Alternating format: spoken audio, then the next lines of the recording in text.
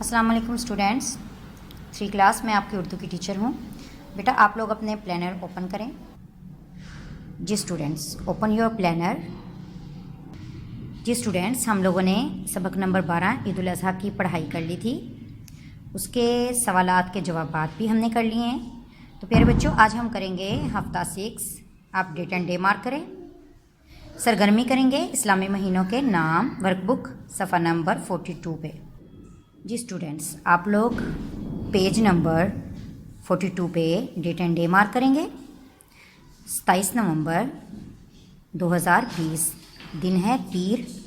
تو پیارے بچوں، ہم پڑھیں گے اسلامی مہینوں کے نام: محرم، صفر، ربیع الاول، ربیع الثانی، جمادی الاول، جمادی الثانی، رجب، شعبان، رمضان، شوال، ذی القعدہ، ذی الحج۔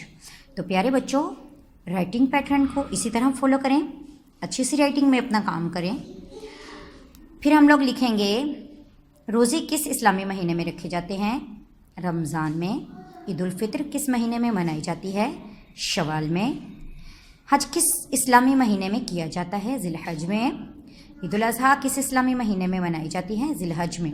تو پیارے بچوں، اپنی رائٹنگ کو اچھے طریقے سے لکھیں، رائٹنگ پیٹرن کو فالو کریں، اچھے طریقے سے لکھیں اور اس کو زبانی یاد کریں۔ السلام علیکم۔